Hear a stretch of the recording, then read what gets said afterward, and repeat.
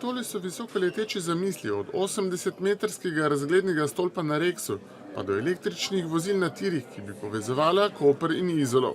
Tukaj je seveda tudi veliko plažnih površin s pomoli in dnevnimi privezi za plovila, a kamen spotike ostaja lastništvo nad zemljišči. Pozivamo državo naj pripravi dokument, da takrat, ko se sprosti, bi rekel, promet po avtocesti skozi tunel, da to prenese občinsko last. Na včerajšnji predstavitvi idejnih zasnov so si bili vsi sogovorniki enotni, da gre za strateški načrt, ki obalnim mestom, pa tudi državi daje novo razvojno priložnost. Promenada predstavlja neko hrbtenico, na katero se potem pripenjajo različne dejavnosti, ki sodijo v takšen prostor.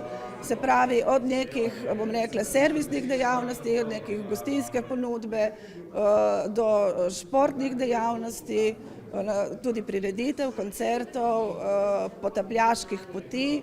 Izola bi dobila tudi otok, pa potniško pristanišče, olimpijski bazen in podobno. Jaz mislim, da smo našli nek kompromis med grajenim in ohranjanjem narave. Z našim projektom smo se skušali držati čim manjšemu poseganju v to območje. Ker gre za javne površine, ki bodo take tudi ostale, bo denar morala priskrbeti občina oziroma država. Tukaj ni važen denar, tukaj je važna vsebina in za pravo vsebino bomo lahko prišli tudi do pravega denarja, da bomo te stvari izvedli. Kdaj bodo načrti tudi v naravi zaživeli, ni znano, vsi pa si želijo, da bi to bilo čim prej.